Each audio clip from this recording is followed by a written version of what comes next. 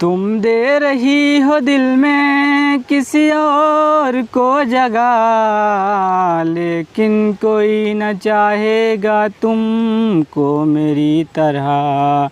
क्या है कसूर मेरा जो दिल से उतर गया, मुड़ के भी ना देखा मुझे तुमने एक दफ़ा।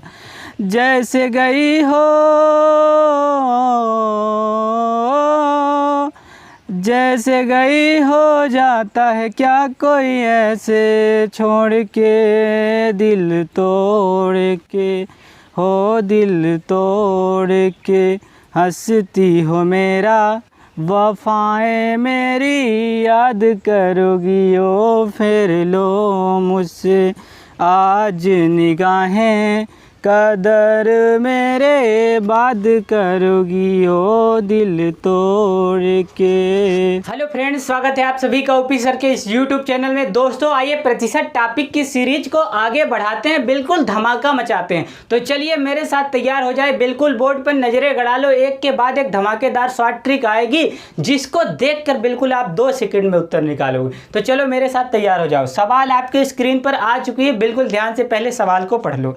सवाल चीनी तथा पानी के 12 लीटर घोल में 4% चीनी है। चीनी तथा पानी का कोई 12 लीटर का घोल है जिसमें 4% क्या है जी, चीनी है। अब आगे सवाल को पढ़ो। घोल को गर्म करके वाष्प द्वारा 2 लीटर पानी उड़ा दिए जाने पर, घोल को गर्म किया गया और वाष्प द्वारा 2 लीटर पानी उड़ा दिया गया, ठीक। अब इसके बाद देखो शेष घोल में कितने प्रतिशत चीनी है। तो हमसे पूछा है कि शेष घोल में कितनी चीनी है, कितने प्रतिशत चीनी है, ये मुझे हल करके दिखा दो। तो बिल्कुल आपको दिक्कत की बात नहीं लेना है, आप मुझे 2 सेकंड बस दे देना, मैं इसको शॉर्ट ट्रिक से हल करके दिखा दूंगा, ठीक है ना। तो चलो तैयार हो जाओ मेरे साथ। देखो चीनी तथा पानी के 12 लीटर घोल में 4% क्या है जी, चीनी है। तो टोटल घोल कितना है जी, चीनी और पानी का टोटल घोल कितना है, 12 लीटर का है। तो मैं एक कटोरा बना दिया, उसमें 12 लीटर का क्या है जी, घोल है। किसका किसका घोल है, चीनी और पानी का क्या है जी, घोल है, ठीक। अब बताओ कि मैं यहाँ पर लिख देता हूँ क्या, चीनी, और यहाँ पर लिख दूंगा क्या, पानी।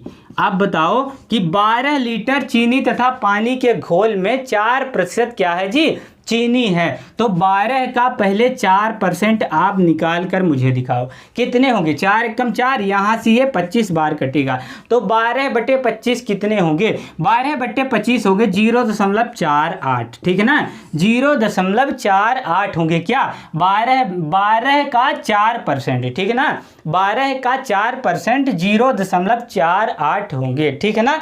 तो मैं यहाँ पर लिख देता हूँ, ठीक। देखो 12 का 4% कितना हुआ, 0.48, ठीक है ना। बताओ 4% जब चीनी थी घोल में, कितने घोल में, 12 लीटर के घोल में 4% चीनी थी, तो मैंने उसको 12 का 4% निकाला तो 0.48 मिला। अब बताओ कि 0.48% जब क्या है जी, चीनी है, तो उसमें बताओ पानी की मात्रा कितनी होगी, बताओ पानी की मात्रा कितनी होगी। तो देखो 12 लीटर टोटल घोल था, अब उसमें 0.4% क्या है, 48% क्या है जी, चीनी है। तो यहाँ से 0.48% चीनी निकाल दोगे तो बताओ 10 में 8 जाएंगे 2, 9 में 4 जाएंगे 5, ये 11.52% क्या है जी, पानी है। क्या है, 11.52% क्या है, पानी है। तो मैं यहाँ पर लिख दूंगा 11.52% क्या, पानी है, ठीक ना, यहाँ पर लिख दिया। अब इसके बाद देखो आगे क्या बोल रहा है। घोल को गर्म करके वाष्प द्वारा 2 लीटर पानी उड़ा दिए जाने पर, घोल को गर्म किया गया और वाष्प द्वारा 2 लीटर पानी उड़ा दिया गया। अब बताओ कि वाष्प द्वारा जब 2 लीटर पानी उड़ा दिया जाएगा तो पानी कितना बचेगा, बताओ आप। यहाँ से पानी कितना बचेगा जी, 9.52, क्योंकि 11.52 में 2 लीटर पानी वाष्प द्वारा उड़ा दिया गया, तो बताओ कितना बचा, 9.52 लीटर पानी क्या हो गया जी, बच गया, ठीक है ना, 9.52 लीटर पानी बचा हुआ है। अब बताओ जब घोल को वाष्प गर्म करके वाष्प द्वारा 2 लीटर पानी उड़ा दिया गया, तो बताओ टोटल घोल कितने का बचा जी, टोटल घोल 10 लीटर का बचा कि नहीं बचा? बचा ना, 100% बचा। और चीनी में कुछ नहीं किया गया है, ठीक ना, चीनी में कुछ नहीं किया गया है, तो चीनी अपने स्थान पर यथावत है, चीनी में कुछ भी नहीं किया गया, ठीक। तो बताओ हमसे क्या पूछा है? हमसे पूछा है शेष घोल में कितने प्रतिशत चीनी है। बताओ चीनी कितनी मिली? 0.48 कितने घोल में? 10 में, ठीक है ना। और परसेंट के लिए लगा दो आप क्या? 100, ठीक है ना। चीनी कितनी है? 0.48 कितने में? 10 में। सो चूंकि टोटल घोल कितना है? 10 लीटर का है, 10 लीटर में से मल्टीप्लाई करो 100 का। क्यों? चूंकि परसेंट नहीं दिया हुआ है, परसेंट हमें निकालना है, इसलिए आपको क्या करना है? 100 का मल्टीप्लाई करना है और लास्ट में प्रतिशत लगाना होगा। अब यहाँ से दशमलव हटाओगे तो 2 जीरो नीचे बढ़ जाएंगे। अब यहाँ से 2 जीरो से 2 जीरो आप कट कर दो तो क्या मिला? 48/10, 48/10 बराबर बताओ कितने होंगे? 48/10 4.8%, ठीक है ना। 4.8% इज द राइट आंसर। 4.8% ही आपका सही उत्तर आएगा। और हमसे पूछा क्या है? हमसे पूछा है कि शेष घोल में कितने प्रतिशत चीनी है। तो बताओ शेष घोल में 4.8% क्या है जी? चीनी है, ठीक है ना। अब चलो अगली सवाल की ओर रुख करते हैं। अगली सवाल क्या है? अगली सवाल आपकी स्क्रीन पर बिल्कुल चिपक चुकी है। सवाल को देखो क्या है, ठीक है ना। सवाल को पहले ध्यान से बिल्कुल पढ़ लो क्या है सवाल, ठीक। सेब के मूल्य में 25% कमी होने पर एक ग्राहक को 240 में 2 किलोग्राम अधिक सेब मिल जाते हैं। इसके बाद आगे पढ़ो। घटा मूल्य प्रति किलोग्राम कितना है? जो घटा मूल्य है वो प्रति किलोग्राम कितना है, ठीक। सेब के मूल्य में 25% कमी होने पर एक ग्राहक क्या करता है? 240 रुपये में 2 किलोग्राम अधिक सेब खरीद लेता है। अगर इस तरह की सवाल आ जाए तो मैं यहाँ पर बिल्कुल एक आपको शॉर्ट ट्रिक बताऊंगा, बिल्कुल उस ट्रिक को आप लगा लेना और आपका उत्तर कहीं पर भी लगा लेना, आपका उत्तर बिल्कुल सही आएगा। पहले क्या करना है? 1 किलोग्राम का भाव पहले आपको पता कर लेना है, ठीक है ना। क्या करना है? 1 किलोग्राम का भाव पहले पता कर लेना है। इसके बाद इतना करते ही आपका उत्तर बिल्कुल आपके नज़दीक आ चुका होगा, ठीक। तो देखो आपको 1 किलोग्राम का भाव पता करने के लिए 240 में आप क्या करेंगे? 2 का भाग देंगे। क्यों 2 का भाग देंगे? क्योंकि 240 में 2 किलोग्राम अधिक सेब ला रहा है, ठीक है ना। तो यहाँ से आप भाग देंगे तो 2 एक कम 2, ये 12, ये 0, ठीक है ना। तो 120 ये क्या है जी? 1 किलोग्राम का क्या है जी? भाव है। 1 किलोग्राम का भाव है, ठीक। इतनी बात आपके समझ में आई। अब देखो क्या है? सेब के मूल्य में 25% कमी होने पर अब बताओ एक को क्या करना है? 25% निकालना है। 120 का 25%, तो 120 तो क्या करोगे? 120 इंटू 25 बटे में कितने? 100। 25 एकम 25 और 25 कितना? चौको 4 एकम 4, 4 यहाँ कितने? 12। यहाँ पर कितना मिला जी? 30 मिला। कितना मिला? 30 मिला। हमसे क्या पूछा है जी? हमसे पूछा है कि घटा मूल्य प्रति किलोग्राम कितना है। तो बताओ घटा मूल्य प्रति किलोग्राम कितना है? 30 रुपये है, ठीक है ना। घटा मूल्य प्रति किलोग्राम 30 रुपये है। 30 रुपये इज द राइट आंसर। 30 रुपये ही आपका सही उत्तर आएगा। 100% सही उत्तर आएगा, बिल्कुल यकीन मानो, ठीक। अब चलो अगली सवाल की ओर बढ़ते हैं। अगली सवाल आपके स्क्रीन पर आ चुकी है। सवाल को पहले ध्यान से पढ़ लो, सवाल क्या है, ठीक। देखो सवाल क्या है जी? यदि मिटाने वाली रबड़ों के भाव में, यदि कोई मिटाने वाली रबड़ है जिसके भाव में 25% कमी हो जाए, ठीक है ना। मिटाने वाली रबड़ों के भाव में 25% कमी हो जाए तो कोई व्यक्ति 1 रुपये में 2 रबड़ अधिक खरीद सकता है। कोई व्यक्ति आएगा और 1 रुपये में 2 रबड़ अधिक खरीद लेगा, ठीक। अब इसके बाद देखो ₹1 में प्राप्त रबड़ों की संख्या कितनी होगी। मतलब 1 रुपये में जो प्राप्त रबड़ मिलेगी वो कितनी मिलेगी, ये हमको हल करके दिखाना है। तो चलो देखो मेरे साथ। यदि मिटाने वाली रबड़ों के भाव में 25% कमी हो जाए। अब बताओ 25% क्या होता है? तो 25% होता है, क्या होता है जी? 25%। देखो 25% होता है 25 इंटू 1 बटे में कितने? 100 जाएंगे, ठीक है ना। क्योंकि हमने आपको बता रखा है कि अगर प्रतिशत दिया रहे तो आप 100 का करोगे भाग और लास्ट में परसेंट नहीं लगाओगे, ठीक है ना। ये बात बिल्कुल ध्यान में रखना। 25 से कम 25, 25 चौको 100। बताओ कितना मिला? 1/4 मिला। 25% क्या होता है है जी 1/4 होता है। ठीक, तो यहाँ पर मैं लिख देता हूँ 25% 1/4। ठीक है ना। अब बताओ कि 1/4, 4 पर 1 की क्या हुई जी, कमी हुई। 4 पर 1 की कमी हुई तो 3/4 पर पहुँचे। अगर बताओ 3/4 रुपए में वो आर वस्तु क्या करता है जी, खरीदता है।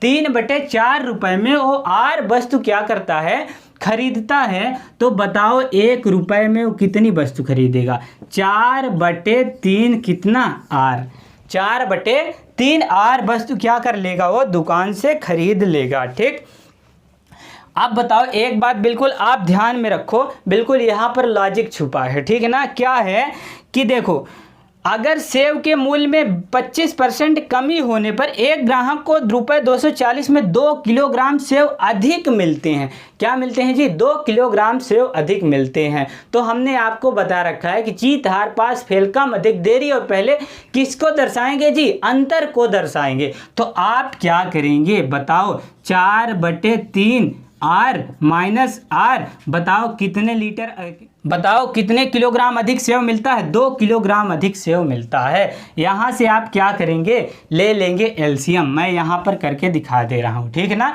तो 3 आएगा एलसीएम और 3 से 3 कट जाएगा तो यहाँ पर मिलेगा 4R और माइनस, अब यहाँ से 3, तो 3 में 1 का भाग देंगे, 3 मिलेगा, 3 में R का गुणा करेंगे तो 3R मिल जाएगा। बराबर में कितना है, 2 है। बराबर में कितना है जी, 2 है। 4R में 3R निकाल दो तो R बराबर 3 दूनी कितने, 6। R बराबर कितने हुए जी, 3 दूनी कितने हुए, 6 हुए। हमसे क्या पूछा है जी, हमसे पूछा है कि ₹1 में प्राप्त रबड़ों की संख्या कितनी है। तो ₹1 में प्राप्त रबड़ों की संख्या कितनी है, 6 है। ठीक है ना। ₹1 में प्राप्त रबड़ों की संख्या 6 है। ठीक, देखो कितना आसान तरीका लगाकर समझा दिया हूँ। अगर ये सवाल आपके समझ में ना आई हो तो मुझे कमेंट बॉक्स में लिखकर बिल्कुल बता देना कि सर ये सवाल मुझे समझ में नहीं आई, मैं इसकी वीडियो फिर बना के आपको दिखा दूंगा। ठीक, चलो अब बढ़ते हैं अगली सवाल की ओर। अगली सवाल आपके स्क्रीन पर बिल्कुल पहुँच चुकी है, बिल्कुल ध्यान से देखो सवाल को। ठीक, सवाल पहले पढ़ लो।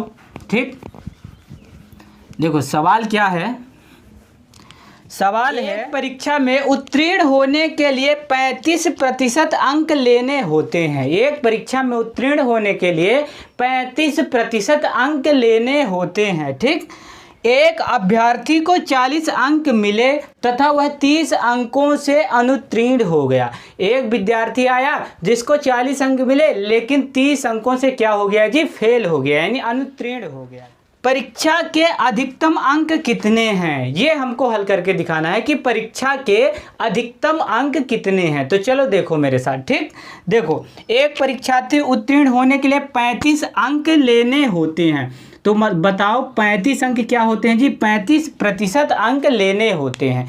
किसको, एक परीक्षार्थी को। एक परीक्षार्थी को परीक्षा में उत्तीर्ण होने के लिए 35% अंक लेने होते हैं, लेकिन अभ्यर्थी को 40 अंक मिले। बताओ 40 अंक उसको मिल चुके हैं, 40 अंक मिले, वह 30 अंकों से अनुत्तीर्ण हो गया। ठीक है ना। 40 अंक मिले लेकिन 30 अंकों से अनुत्तीर्ण हो गया। अगर मैं इसमें 30 जोड़ दूंगा तो बताओ मुझे कितना मिलेगा, 70 मिलेगा। और 70 वह अंक है जो विद्यार्थी को पास होने के लिए चाहिए। ठीक है ना। 70 मतलब उसको मिल जाएगा तो विद्यार्थी क्या हो जाएगा जी, पास हो जाएगा।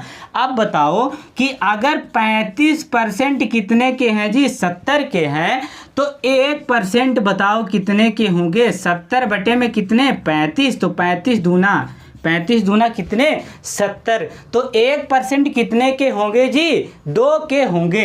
अब बताओ आप मुझे कि 100% कितने के होंगे, बताओ 100% कितने के होंगे, 100 × 2 तो बराबर 200 के होंगे। ठीक है ना। हमसे क्या पूछा है बताओ, हमसे पूछा है परीक्षा में अधिकतम अंक कितने हैं। ठीक है ना। तो परीक्षा में अधिकतम अंक कितने हैं जी, 200 हैं। तो 200 इज द राइट आंसर। 200 ही आपका सही उत्तर आएगा, 100% 200 ही आपका सही उत्तर आएगा, बिल्कुल यकीन मानो। अब चलो अगली सवाल की ओर बढ़ते हैं। अगली सवाल आपके स्क्रीन के सामने आ चुकी है, बिल्कुल सवाल को पहले ध्यान से पढ़ लो क्या है सवाल। ठीक, देखो सवाल है कि एक परीक्षार्थी ने 30% अंक प्राप्त किए, ठीक है ना, एक परीक्षार्थी ने 30% अंक प्राप्त किए तथा वह 108 अंकों से अनुत्तीर्ण रहा। 30% अंक प्राप्त करने के बाद भी वह 108 अंकों से क्या रहा जी, अनुत्तीर्ण रहा। परीक्षार्थी ने 52% अंक प्राप्त किए जो उत्तीर्ण होने के लिए आवश्यक अंकों से 24 अधिक है, ठीक है ना। अब देखो आगे, उत्तीर्ण होने के लिए कम से कम कितने प्रतिशत अंक चाहिए, ठीक है ना, उत्तीर्ण होने के लिए कम से कम कितने प्रतिशत अंक चाहिए, ये हमको हल करके दिखाना है। तो मेरे साथ जुड़ जाओ, बिल्कुल बोर्ड पर नजरें गड़ा लो, इसको हल करते हैं। ठीक, देखो एक परीक्षार्थी ने 30% अंक प्राप्त किए, मान लो ये कोई परीक्षार्थी है, ठीक है ना, ये परीक्षार्थी है, ये 30% क्या किया जी, अंक प्राप्त किया, 30% अंक प्राप्त किया, लेकिन क्या 108 अंकों से अनुत्तीर्ण रहा। तो 108 अंकों से क्या रहा जी, अनुत्तीर्ण रहा। तो मैं यहाँ फेल के लिए इस साइन से डिनोट कर दे रहा हूँ नीचे की तरफ, ठीक है ना। फिर इसके बाद एक दूसरा परीक्षार्थी आया, ठीक है ना, दूसरा परीक्षार्थी आया, ठीक, दूसरे ने 52% अंक प्राप्त किए। दूसरे ने कितने प्रतिशत अंक प्राप्त किए, 52% अंक प्राप्त किए तथा उत्तीर्ण होने के लिए आवश्यक अंकों से 24 उसका अंक क्या है जी, अधिक है। तो लो मैं 24 क्या कर दे रहा हूँ, अधिक कर दे रहा हूँ, ठीक है ना। अब देखो आगे क्या है, आगे है उत्तीर्ण होने के लिए कम से कम कितने प्रतिशत अंक चाहिए। अब बताओ कि यहाँ से इसका आप पहले देखो अंतर, तो 30% और 52% के बीच में कितने का अंतर है, 22% का क्या है जी, अंतर है। कितने का अंतर है, 22% का अंतर है। और इसको आप कर लो ऐड, ठीक है ना। तो 108 और 24 कितने होंगे, 132 ही तो होने चाहिए, ठीक है ना। कितने होंगे, 132 होंगे। तो आप मुझे बताओ कि 22% अगर कितने के हुए, 132 के हुए, ठीक है ना। अगर 22% 132 के हुए तो 1% बताओ कितने का होगा, 1% आप मुझे हल करके बताओ कितने का होगा। तो 132 बटे में कितने जाएंगे, 22, तो ये 22 से 6 बार कट जाएगा। तो 1% कितने का होगा जी, 6 का होगा, ठीक है ना। 1% 6 का होगा। तो बताओ 100% कितने के होंगे, 100% कितने के होंगे जी, 100 × 6, तो 100% कितने के होंगे, 600 के होंगे। 100% 600 के होंगे, ठीक है ना, 100% 600 के होंगे। तो बताओ आप 600 का अब क्या करना है, 30% निकालना है, ठीक है ना। 600 का 30%, क्योंकि 600 का 30% हमें निकालना पड़ेगा। क्यों निकालना पड़ेगा, क्योंकि ये 30%, एक विद्यार्थी 30% लाया है और 108 अंकों से क्या हो गया जी, फेल हो गया, ठीक है ना। तो 600 का पहले 30% निकालो, मैं यहाँ पर निकाल देता हूँ, इसको मिटाता हूँ, ठीक है ना। तो देखो यहाँ से क्या है, 600 का 30% आप निकालो, तो 600 का 30%, 30 बटे में कितने जाएंगे, 100 जाएंगे। 600 का 30%, तो यहाँ से 2 जीरो से 2 जीरो कट कर दो, तो यहाँ से क्या मिला, 6 3 18, 180 मिले। कितने मिले जी, 180 मिल चुके हैं, ठीक है ना। अब बताओ कि उसको 180 अंक क्या है जी, मिले हैं, ठीक है ना। 180 अंक उसको क्या है, मिले हैं, ठीक। तो 180 अंक मिले हैं उसको, बताओ, और उसको वह कितने से फेल हुआ है, बताओ। 180 अंक तो उसको मिल गए और वह फेल कितने से हुआ था, 108 से फेल हुआ था। तो अगर आप इसको जोड़ लोगे, ठीक है ना, तो 8 होगा और ये भी 8 होगा, ये 2 होगा, 200 कितना मिलेगा, 288 मिलेगा, ठीक है ना। मतलब 288 अंक उसको उत्तीर्ण होने के लिए चाहिए, ठीक है ना। 288 अंक उसको क्या चाहिए जी, उत्तीर्ण होने के लिए चाहिए। लेकिन हमसे तो पूछा है कि उत्तीर्ण का प्रतिशत बताओ, ठीक है ना। उत्तीर्ण का क्या बताओ जी, प्रतिशत बताओ। तो पहले आप बताओ कि 288 अंक उसको मिले कितने में से, 600 में से, परसेंट के लिए लिए कर दो 100 का मल्टीप्लाई, ठीक है ना। परसेंट के लिए आप क्या करोगे, 100 का करोगे मल्टीप्लाई, 2 0 कैंसिल कर दो। अब यहाँ से 6 चौको कितने होंगे, 24 होंगे, और बचेगा कितना, 4 बचेगा, तो हो गया 48। 6 अट्ठे कितने, 48। तो उत्तीर्ण होने के लिए कितने परसेंट की उसको आवश्यकता है जी, 48% की आवश्यकता है। कितने परसेंट की आवश्यकता है, 48% की आवश्यकता है। 48 इज द राइट आंसर, 48% ही आपका सही उत्तर होगा। अब चलो अगली सवाल की ओर बढ़ते हैं, ठीक है ना। अगली सवाल आपके स्क्रीन पर दस्तक दे चुकी है, सवाल को पहले ध्यान से पढ़ लो क्या है, ठीक। सवाल है, देखो सवाल क्या है, एक परीक्षा में 900 लड़कियां तथा 1000 लड़के बैठे हैं। एक परीक्षा में 900 लड़कियां तथा 1000 क्या है जी, लड़के बैठे हैं, ठीक। इनमें से 40% लड़कियां तथा 50% लड़के उत्तीर्ण हुए, कितने प्रतिशत विद्यार्थी अनुत्तीर्ण रहे, ये हमसे पूछा है। चलो देखो इसको भी बिल्कुल हल करके दिखाऊंगा शॉर्ट ट्रिक से, ठीक। देखो एक परीक्षा में 900 लड़कियां हैं, बताओ 900 क्या है, ये है जी और ये है क्या, बी, ठीक है ना। क्या है, ये एक है जी और एक है क्या, बी, ठीक। तो यहाँ पर देखो 900 क्या है, लड़कियां, जी मतलब गर्ल्स, ठीक ना। 900 क्या है, लड़कियां हैं। अब बताओ 900 लड़कियां हैं और 1100 क्या है जी, लड़के हैं। 900 लड़कियां हैं और 1100 क्या है, लड़के हैं। इनमें से 40% लड़कियां तथा 50% लड़के उत्तीर्ण हुए। बताओ 40% लड़कियां क्या हुई जी, उत्तीर्ण हो गई, ठीक है ना, उत्तीर्ण हुई, ठीक ना।